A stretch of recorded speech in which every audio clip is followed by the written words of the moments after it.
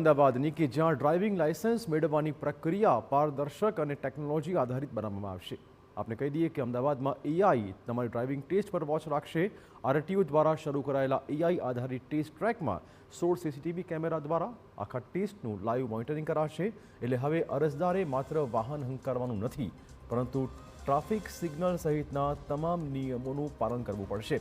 Two wheeler ચાલકોએ 60 સેકન્ડમાં test પૂર્ણ કરવાનો છે।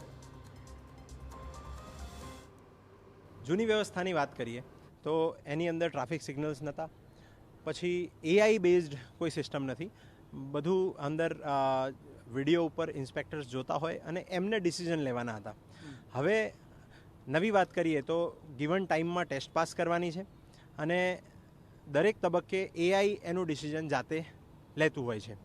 એટલે જે કમાન્ડ્સ એઆઈને આપવામાં આવેલી છે એમાં આપ ટેસ્ટ પાસ છો તો પાસ છો અને ફેલ છો તો ફેલ છો। તો અમદાવાદ આરટીઓમાં આજથી એઆઈ આધારિત ટેસ્ટ ટ્રેકની શરૂઆત થઈ ચૂકી છે। અમદાવાદનું વસ્ત્રાલ અને અમદાવાદ આરટીઓ જે આવેલું છે એ બંને જગ્યા પર આપ જોઈ રહ્યા છો કે નવો જે ટ્રેક તૈયાર થયો, થોડા દિવસ પહેલાં જ એનું ઉદ્ઘાટન કરવામાં આવ્યું હતું। ત્યાં આજથી એઆઈ આધારિત ટ્રેક જે છે અને એનો ટેસ્ટ છે એની શરૂઆત થઈ ચૂકી છે। જ્યારે શરૂઆત થાય એની સાથે જ ટ્રાફિક સિગ્નલનું યોગ્ય રીતના પાલન થઈ શકે એના માટે ટ્રાફિક સિગ્નલ પણ આ વખતે અહીંયા રાખવામાં આવ્યા છે અને એ ટ્રાફિક સિગ્નલમાં જ્યારે સિગ્નલ મળે ત્યારબાદ જ એ વાહન ચાલક છે અહીંયાથી આગળ જઈ શકશે। જ્યારે એને થોભવાનું કહેવામાં આવે ત્યારે એને થોભવાનું રહેશે। એટલે કે ડ્રાઇવિંગ ટેસ્ટની સાથે એક રીતના તે ટ્રાફિક સેન્સ પણ કેવી રીતના શીખી શકે એ બાબતનું ખાસ અહીંયા ધ્યાન રાખવામાં આવ્યું છે। કુલ 16 સીસીટીવી કેમેરા લગાવવામાં આવ્યા છે અને એ સીસીટીવી થકી એ કેવી રીતના ડ્રાઇવિંગ ટેસ્ટ કરી રહ્યા છે અથવા ટેસ્ટ આપી રહ્યા છે એના પર ચાંપતી નજર રાખવામાં આવશે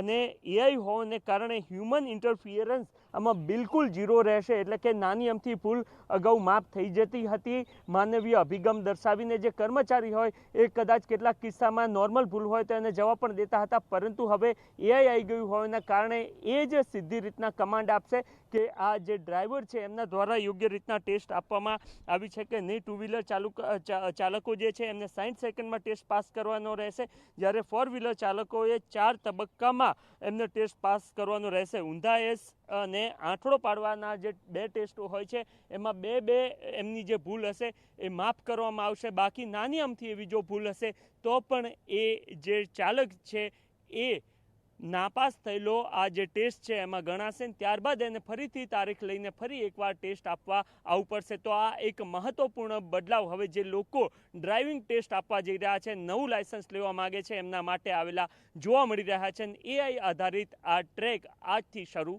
થઈ ચૂક્યો છે। કેમેરામેન મહેશ સિંધે સાથે નરેન્દ્ર રાઠોડ, TV9 અમદાવાદ।